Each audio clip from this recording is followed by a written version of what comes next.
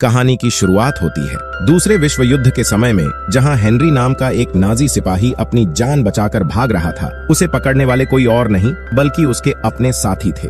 Henry उनका सबसे बहादुर soldier हुआ करता था, लेकिन अब उस पर गद्दारी का इल्जाम लग चुका था। वह नाम का एक बेहतरीन जनरल उसे कुत्तों की तरह ढूंढ रहा था। आखिरकार हेनरी पकड़ा गया और वॉन ने कहा कि हेनरी को युद्ध का मैदान छोड़कर भाग गया था, इसीलिए उसे सजा दी जाएगी। लेकिन असल में हेनरी हजारों मासूमों की जान नहीं लेना चाहता था, इसीलिए वह भागा था।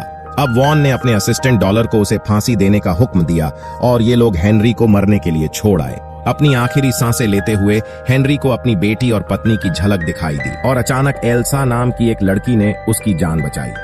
कुछ घंटों बाद हेनरी की आंख खुली तो एल्सा और उसके भाई पॉल ने उसका इलाज किया। पॉल की दिमागी हालत कुछ ठीक नहीं थी। खैर, उधर वॉन शहर में लोवेनस्टीन परिवार को ढूंढने पहुंच गया। रॉबर्ट नाम के ऑफिसर ने उसे बताया कि उस परिवार का घर तो जला दिया गया है, लेकिन वॉन ने इस खंडर में भी छानबीन करने का फैसला किया कि कुछ सुराग तो जरूर मिलेगा। रॉबर्ट थोड़ा घबराने लगा। असल में वह और उसकी पत्नी सॉन इस घर के बारे में कुछ जानते थे।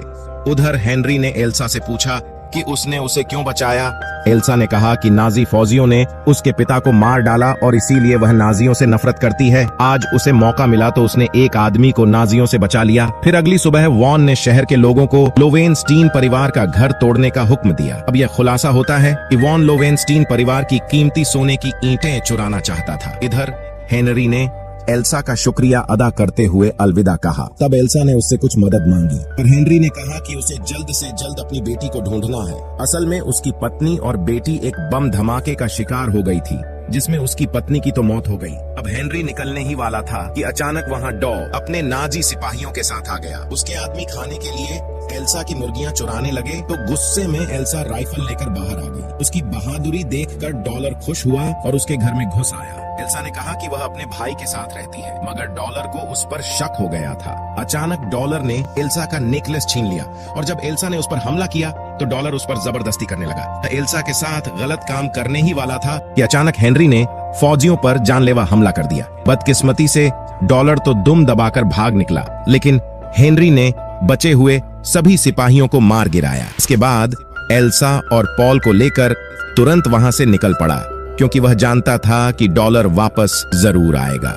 जाने से पहले उन्होंने कुछ हथियार भी उठा लिए। उधर डॉलर ने वापस लौटकर अपना इलाज करवाया और वॉन को खबर दे दी कि हेनरी अब भी जिंदा है। अब उसने हेनरी, एल्सा और पॉल को जान से मारने की कसम खा ली। उधर रात होने पर उन तीनों ने एक गुफा में रुकने का फैसला किया। सोने से पहले हेनरी ने एल्सा को बताया कि उसने अपनी बेटी को सिर्फ पैदा होने के वक्त ही देखा था। अब उसे डर था कि उसकी बेटी उसे पहचान तक नहीं पाएगी। खैर, अगली सुबह एल्सा ने देखा कि पॉल तो वहाँ था ही नहीं। एल्सा और हेनरी बेहद घबरा गए। असल में पॉल मासूमियत में अपनी गाय का ध्यान रखने के लिए वापस चला गया था, पर जल्द ही डॉलर और उसके फौजियों ने पॉल को बंदी बना लिया। उन्होंने पॉल पर खूब अत्याचार किए ताकि वह एल्सा और हेनरी का पता बता दे। फिर डॉपलर ने पॉल की प्यारी गाय को भी बेरहमी से मार डाला और फिर उनके पूरे घर को आग लगा दी। इधर एल्सा ने दूर से ही अपने भाई को नाजियों के शिकंजे में देखा और वह फूट फूट कर रोने लगी। दूसरी ओर वॉन को अब भी लॉरेंस परिवार का सोना नहीं मिला था।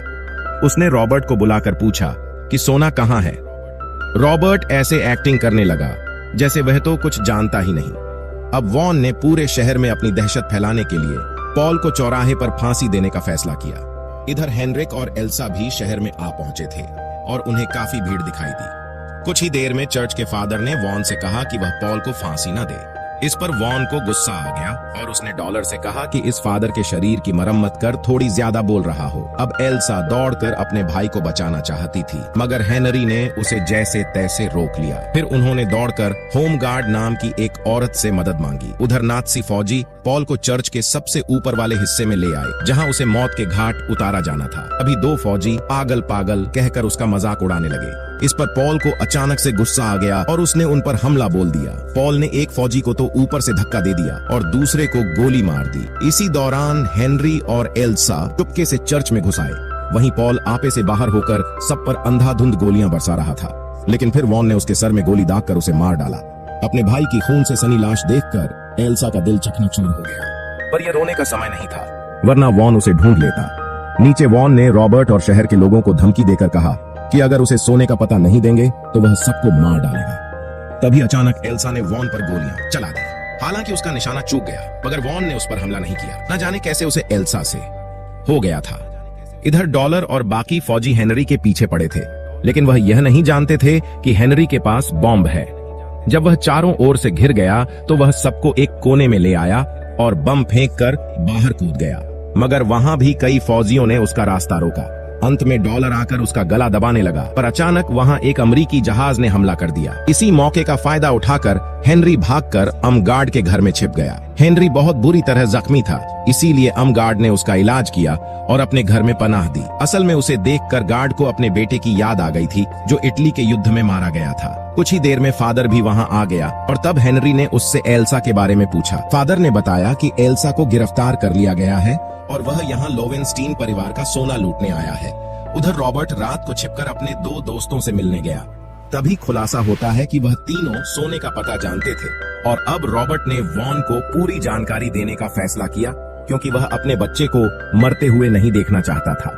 पर जैसे ही वह जाने लगा तो अचानक किसी ने उस पर कुल्हाड़ी से हमला कर दिया। उस पर वार करने वाली कोई और नहीं बल्कि उसकी पत्नी सोन जा ही थी। फिर सोन ने उन आदमियों के साथ मिलकर रॉबर्ट की लाश ठिकाने लगा दी। दूसरी ओर वॉन एल्सा को अपने साथ डिनर करने ले आया। वॉन ने कहा कि एल्सा बिल्कुल उसकी पिछली प्रेमिका जैसी दिखती है। वह यहूदी थी, इसलिए वॉन ने उसे मार डाला और उसकी दी हुई अंगूठी अपनी आंख में गुदवा ली। अब उसने घुटनों पर बैठकर एल्सा से अपने प्यार का इजहार किया। उधर फादर एंड गार्ड हेनरी को लोवेनस्टीन परिवार के बारे में बता रहे थे। हिटलर ने सभी यहूदियों को मार डालने का हुक्म दिया था, इसलिए रॉबर्ट ने भी लोवेन परिवार को जलाकर मार डाला, जबकि उन्होंने आज तक किसी को कोई नुकसान नहीं पहुंचाया था। इसके बाद उनकी सोने की ईंटें रॉबर्ट और सोनिया के हाथ लग गई और उन्होंने सारा सोना एक कब्र में छिपा दिया। खैर, आज रात सोनिया उसी सोने को बाहर निकालने वाली थी, पर वहाँ तो सोना था ही नहीं, बस एक बाइबल रखी थी। और तब पता चला कि फादर ने पहले ही वहाँ से सोना निकालकर चर्च में छिपा दिया था। अब हेनरी ने फादर से गुजारिश की कि वह सोना वॉन को दे दे ताकि वह एल्सा की जान बचा सके। उधर वॉन के सो जाने के बाद एल्सा कमरे से भागने वाली थी। तभी उसे वॉन की उंगली में एक अंगूठी दिखाई दी। उसने देखा कि उसमें एक अजीबोगरीब गोली छिपी हुई थी।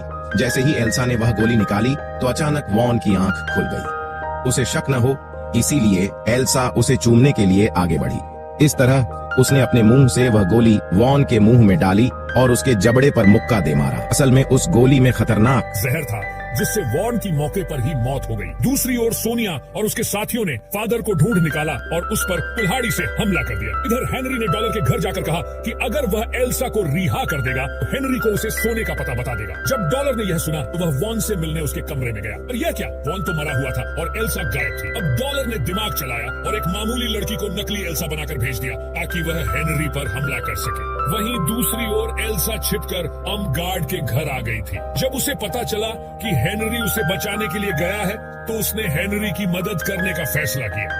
तभी गार्ड ने उसे अपनी खास बंदूक दी। उधर जा फादर को बंदी बनाकर उससे सोने का पता जानना चाहती थी। उसने फादर को बहुत पीटा।